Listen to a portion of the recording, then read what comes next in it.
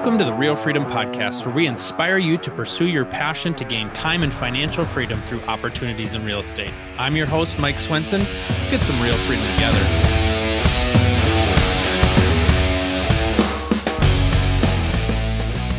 Hello, everybody, and welcome to another episode of the REL Freedom podcast. And, as we look back on 2021, we had a lot of great guests, a lot of wisdom shared from people talking about starting small, single-family, multifamily properties, large-scale investments, wholesaling, short-term rentals, land development, purchasing land. So there's just been a wide variety of people that have been on this podcast. And that's intentional. The goal is just to give you something where you can say, yeah, that resonates with me, or I really like that. I want to do something more with that. So today, our episode is a 6-step guide to buying an investment property in 2022. What are we going to cover here today? Our 6 steps that we've identified for you are: number 1, identify roadblocks. And we'll dig into more detail here. Number 2, identify your objectives, what you're looking to do. Number 3, zeroing in on the property, getting those property specifics figured out. Number 4, building your team so that you have other people leveraging their time, their experience, their skills and abilities to help you so you don't have to go at it alone. Number 5, make your goal, set that specific goal. And then number 6, ultimately make the leap. So those are the 6 steps that we've identified for you for getting your first investment property here in 2022. So let's dig in and start with number 1, identify roadblocks. So for a lot of you, there's reasons why you haven't done it, right? And whether it's aggressive roadblocks, passive roadblocks, life just gets busy. You wake up and you're 3 years down the road. For some of us, we felt like we've been in that COVID bubble for a while, and you're just waiting for everything to be done so you can get back to life as normal. And you've just kind of allowed things to slip.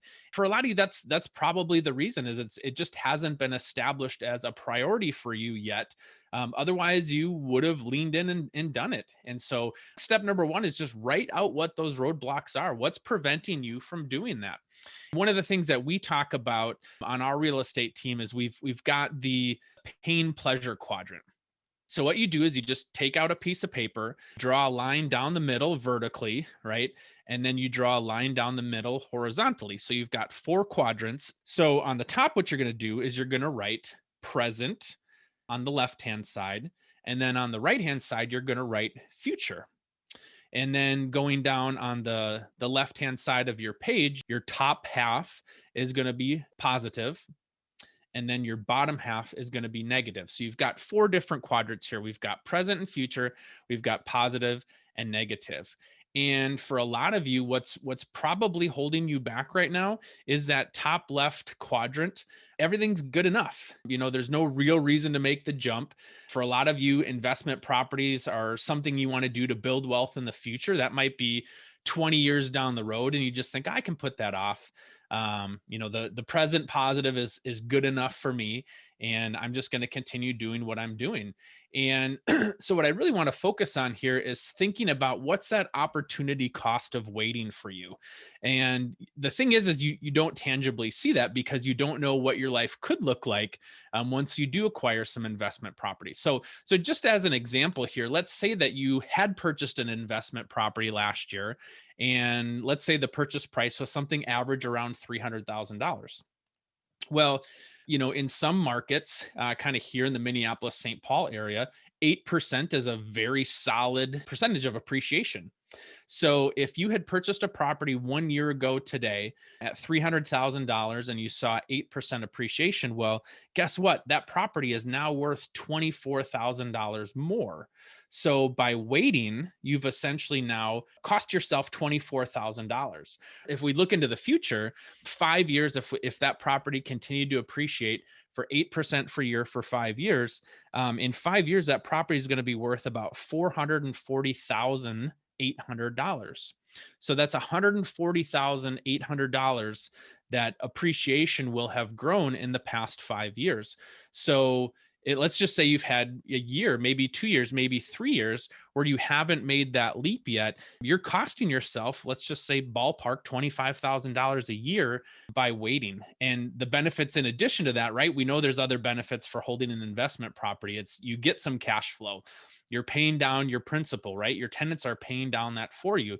You've got some tax advantages that you can take advantage of. So all those things in addition to the appreciation is a big deal. So just kind of think about that for a second. Each year is costing you on average $25,000 by not moving forward with this. And so that's where we talk about kind of the positive present here. And what I want to talk about is the positive future in that quadrant is you can experience that gain in your investment portfolio by making the leap this year, which is why we want to get into this. So then when you look at kind of the negative present here is you don't have that investment portfolio. It's always sitting in the back of your mind. I want to get started. I want to get started. I want to get started.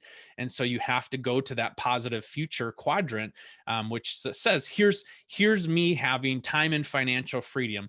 And I think for a lot of people that use vision boards or different things like that to help them think about the future, that's where this exercise is really powerful, because it's going to show what is that positive future? What's that life going to look like when I do have that investment portfolio, when I do have that time and financial freedom, when I do have the ability to choose what I want to do, when I want to do it, and not have to have the financial implications of those decisions be so prominent.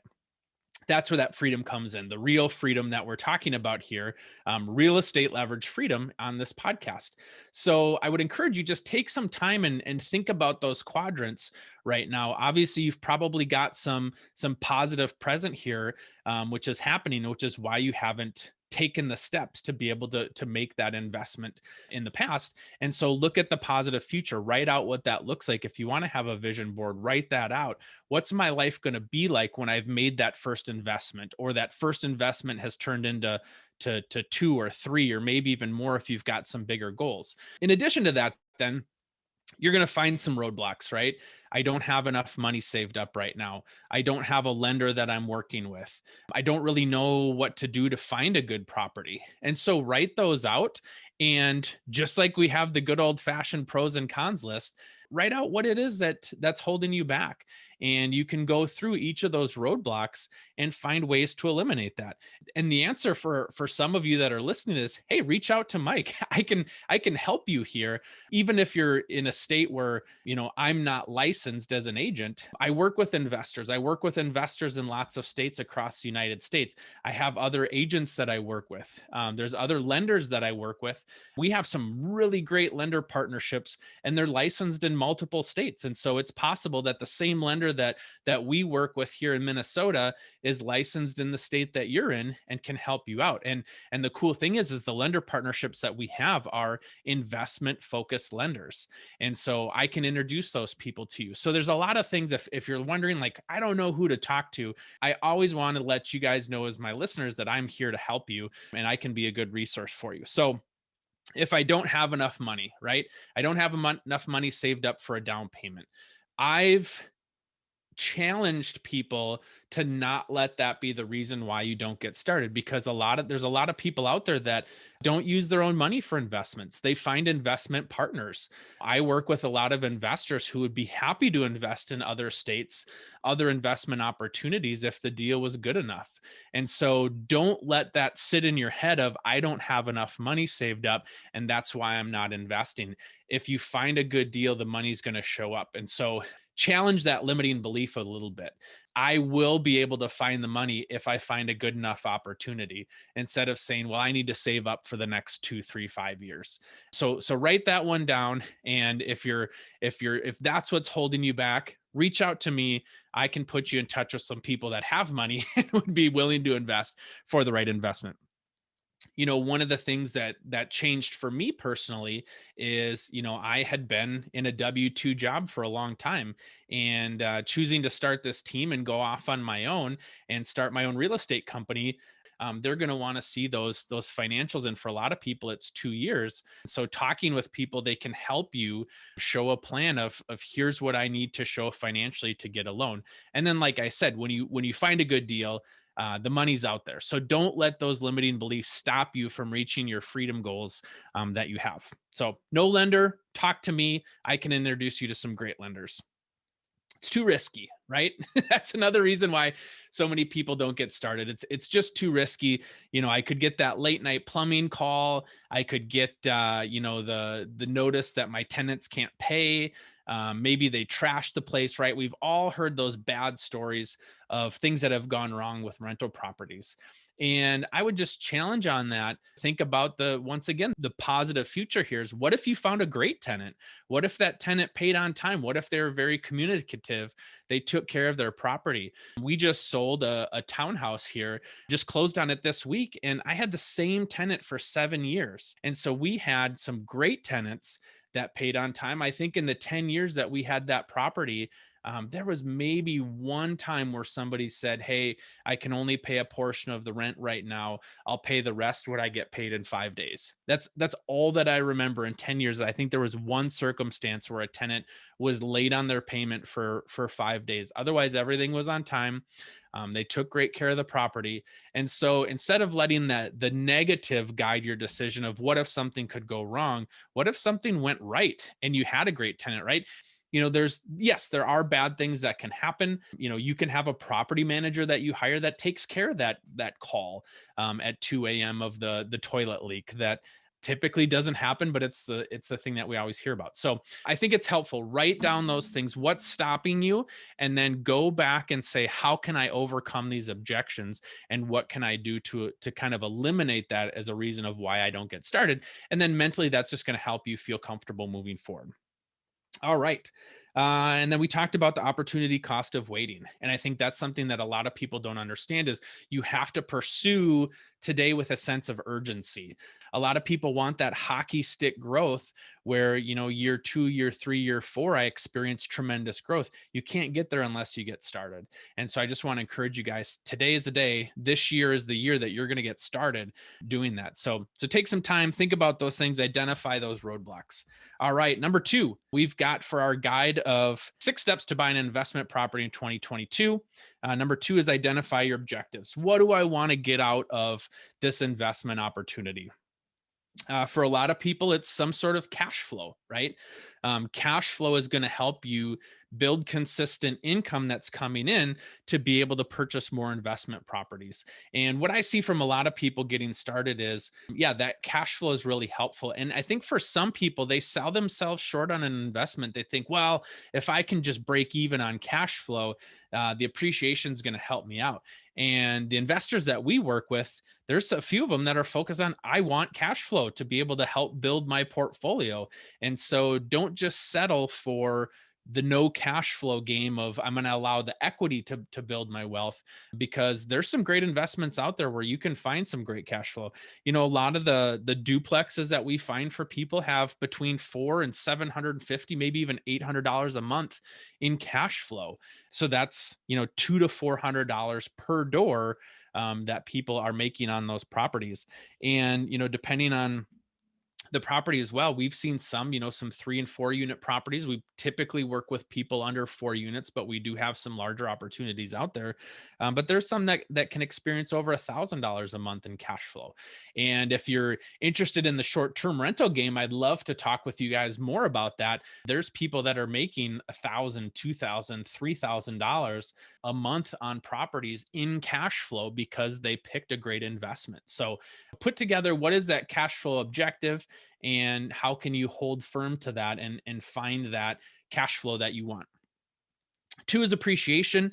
Objectives, identify kind of what appreciation are you looking for. For some people, they're willing to sacrifice some appreciation to gain some cash flow, right? Because if I can have $1,000 coming in a month that I could now turn to another property, that's going to maybe help me grow faster instead of $100 a door or $150 a door, and I just don't have enough cash flow to grow. You're banking on the appreciation. So talk with somebody about that, kind of find that happy medium, put a number to it, right? Like I said, 8% appreciation on a $300,000 property is $24,000 this year that you can appreciate. So So look at those neighborhoods. It's obviously different dependent on the market you're in, the neighborhood that you're in, but put together a goal of maybe what you're looking for appreciation. Number 3 here for identifying objectives is put together some milestones. Whether it's I'm going to meet with a lender this day and talk to them about what options are out there, or I'm going to start analyzing properties by this date.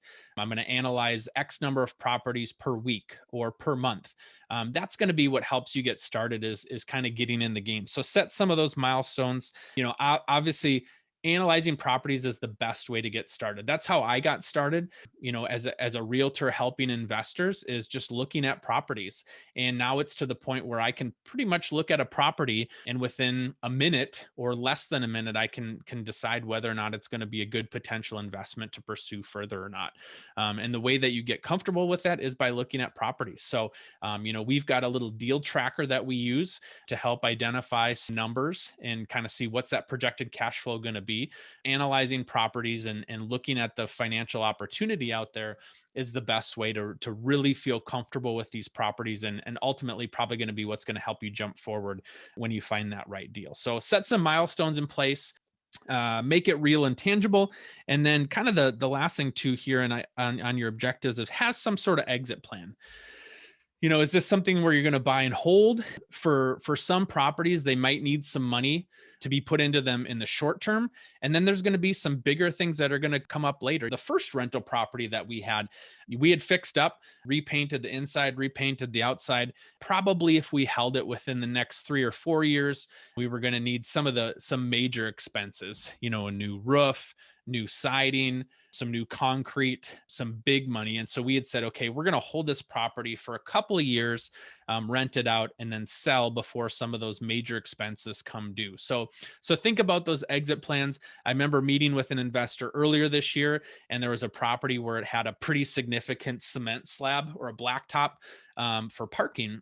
And they said, you're probably looking at $30,000 in, let's say, maybe 5 years that we're going to have to pay for that new parking pad. And so when we ran the numbers of, okay, what if we, how much would we have to save per month to be ready for that $50,000 or, $25,000 parking pad replacement in a few years? And they said, you know what, this investment's just not worth it. So look at maybe some of those big ticket items. And sometimes they sneak up on you, right? You can't plan for them. But if you look at that, that'll help you to devise an exit strategy here of, am I going to hold on to this for the next 5 years, 10 years, 20 years, or is this going to be a great 3-year, 4-year option, and then we turn and we find something else? So, all right. So number 3 here for our 6-step guide to buying an investment property, we've got property specifics. Analyze that property, right?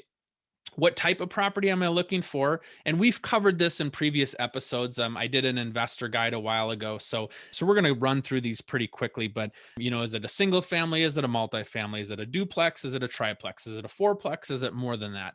Is it a short-term rental, right? We've talked about short-term rentals a little bit. That's a whole nother animal that I think is a great opportunity for some people. So what's the type of property? What's the location?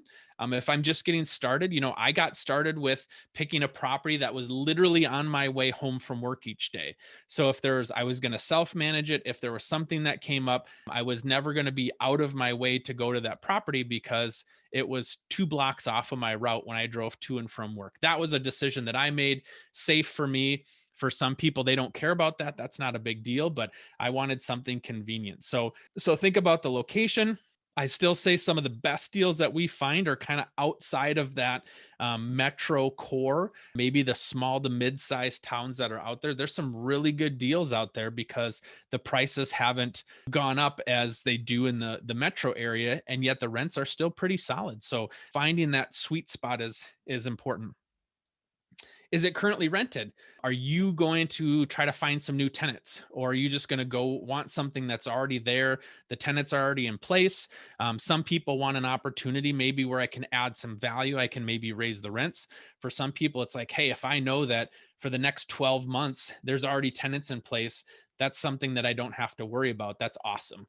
And if they've already been there long enough, they might have a great rental history showing that they can pay on time. So if you're looking to kind of sneak your toe in the water, maybe finding somebody that's already has a property that already has tenants in place is good. Then you don't have to worry about finding those tenants. If you want to take that on, that's fine. Otherwise, property managers can help you with that too. You don't have to go at this all by yourself. If it isn't currently rented or if it needs to have tenants, you're going to have to come up with a lease. So, do you have a good lease in place? Do you have an attorney that you can talk to or a great template where you can find a lease to be able to use that? What's going to be your criteria for choosing tenants? Credit scores, income, that sort of thing. So, those are things to think about, or can a property manager help you with that? What kind of money are you going to need to put in for updates? Do you want something that's turnkey? Hey, it's my first property. I don't want all these things that could possibly go wrong. I want something that's nice and clean and ready to go and has tenants in place. That might be something good. Or you may see an opportunity of pumping a little bit of money in, being able to raise those rents. But it's going to take some time, right? It might take a couple weeks. It might take a couple months, depending on the size of the project, to get that property ready to go to rent out. So think about that, how much money you're going to need. And is house hacking an option? Depending on where you're at in life, can I live in that place? If I bought a fourplex, can I live in one of the units, rent 3 of those units out, and have them pay for my mortgage? For some people, seasonal life, hey, I'm just not there. But if you want that financial freedom, you might have to make a sacrifice in the short term. So think about that.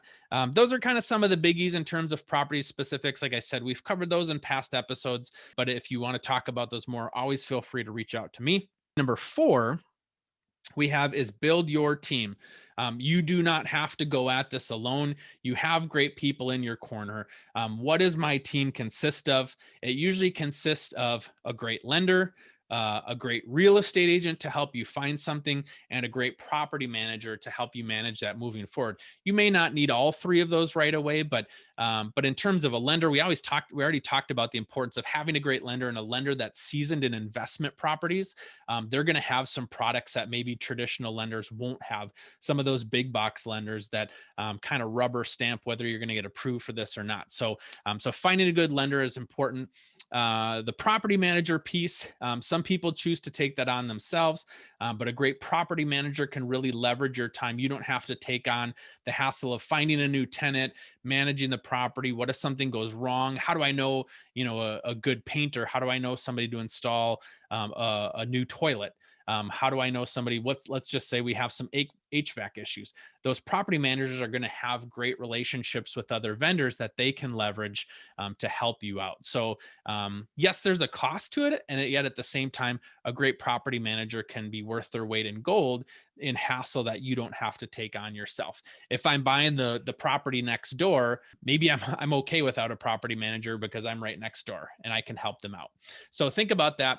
And then in terms of a real estate agent, I'm biased, right? I'm a real estate agent, but at the same time, when you have an agent that is well versed in investment properties, and that's what our focus is, they can help leverage your time, right? Instead of you spending an hour looking at a property, I might be able to tell you, like I said, in a minute, hey, let's just pass on this one. This one's not as great of an opportunity as other ones that I've seen. What if you think there's something out there that's a great opportunity? Really that's in the bottom 20% of opportunities that I see that our investors use.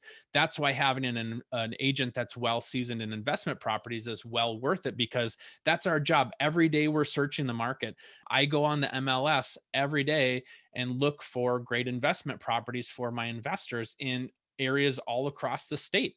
So I know of good deals. I can help you with that. And if you let me know your criteria, I'm going to be on the hunt for you, right? Like I tell people a lot that I'm your matchmaker. I'm the person where if this is the focus of the type of investment property I want, I'm going to keep that in mind. And when something comes across my desk that fits that, I'm going to let you know. And so you don't have to be scouring every day. You can let me help you do that as well. And that's where a lot of great investment focused agents across the United States are helpful for you, because we can help you out. That's the importance of building your team. You don't have to do it alone. And you actually can get further faster when you have great people surrounding you to be able to find those investments. So that is number 4. Number 5, make a goal, right? I will have an investment property purchased and closed by June 1st of 2022, right? We have to have specifics when we're setting those goals, right? A lot of SMART goals, right? We want it to be specific, measurable, attainable, relevant, and time-based. So very specific. I will have a duplex purchased in the state of Minnesota closed by June 1st of 2022, right? That's very specific. Because it's specific, it's measurable, right? I've either done it or I haven't done it. Attainable, right? Is it something that's reasonable? Maybe if the goal was I'm going to have 30 properties and I haven't bought anything yet, that might not be reasonable. So maybe start with one. Relevant, right? Does it align with your future goals and objectives?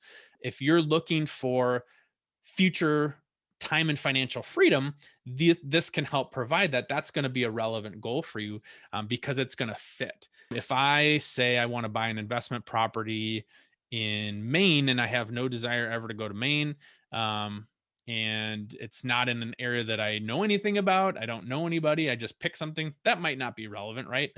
But for most of you, this has been something on your mind and on your heart for a long time. It's going to help you with your financial future. So it's probably relevant.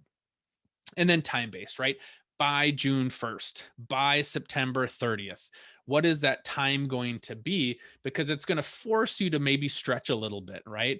If I have that time to it, I'm going to have to work a little harder in the beginning versus just saying, I'll get a rental property when I get a rental property. Put a time deadline to that. And then ultimately tell somebody about it, right? When it's out in the open, it's a lot easier because other people know they can help hold you accountable, cheer you on along the way, and make sure that you hit that goal. So write it down, tell somebody, tell as many people as you want to. That's going to be the deal that helps you achieve success in that area. And then number 6 step for buying an investment property in 2022, make the jump. It's so exciting. There's a lot of good stuff that can happen, and step into the good that can happen from this. This is the year, make the jump, pick that property. You're going to learn by doing. And I think this is the thing that a lot of times people don't realize is I can't improve at something until I've actually started it. And so while it's great to pick the perfect property, you want everything to go right, there's going to be a lot of stuff that's outside of your control, and you're not going to know until you get into it. If you're a process person like me, you can put together a guide, right? Open up a spreadsheet, open up a Word document, whatever that is, and document the process, document your expenses. If you realize, oh, we should have actually done this instead of this, write that stuff down so you can go back and learn from that. And the thing that I always tell people is treat this like an education, right? I spent however many thousands of dollars on college, whatever college I chose, or a trade school, or online courses. I bought whatever investment guide that was out there. You're going to plan to spend some money. So treat your purchase like an education, because if my ultimate goal is to have 5 properties, 10 properties, 20 properties, you got to get that first one underway. And that first one is probably an education to help your other 18, 19 get better and better and better. Somebody that I like that is pretty well respected in the investment space says, kind of the baseball analogy, not every property has to be a home run, because home runs are really hard to come by. You might find a home run. You might not understand you have a home run until you've been in it a while, but singles and doubles are really good. You're going to need some singles and doubles in your investment portfolio. So don't focus on your first one being a home run. Focus on a good single and a double. And I think that's a lot of the properties that we help people to find is a good double. If I hit a double every time, I'm hitting some batters in, right? I'm getting on base. And so think about it as that education. What can I do to find a good single and a double for my first opportunity? It's going to help me learn. It's going to help me grow so that the next time I can hit a double or a triple or a home run. But you won't really know what a home run looks like probably until you're in the game a little bit more. So give yourself a little bit of grace with that. But ultimately, you learn by doing. So like I said, document that process. Make sure then that property number 2 goes better than property number 1, and then treat that first property like an education. So hopefully that was helpful. Just to recap here, 6-step guide here for buying an investment property in 2022. Number 1, identify your roadblocks. Number 2, identify your objectives. Number 3, talking about property specifics, honing in on what does that look like. Number 4, focus on building your team. Number 5, make a goal and then tell somebody about that goal. And number 6, make the leap this year. So hopefully that was helpful for you. I'm always here as a resource. It's been fun interviewing people over these last couple of years in the podcast because it's helped me to learn what other people are doing. And so I really, truly want to help you hit your financial goals. And so feel free to reach out to me if you ever have any questions. You can shoot me a message. I'm on Facebook. Send me an email, give me a call. Great thing about real estate agents is we can be found. We're out there. We're not a secret agent. Feel free to reach out if you have any questions. Otherwise, thanks so much for listening. I hope you got some great information from this, and let's go make 2022 the year that you start and you get that first investment property and really start building your financial future. So you have that time and financial freedom that we're searching after. So thanks so much for tuning in. Thank you so much for listening to this podcast. It's been a blast. I love doing it. I love presenting good guests, and we're going to continue to do that in 2022. So thanks so much.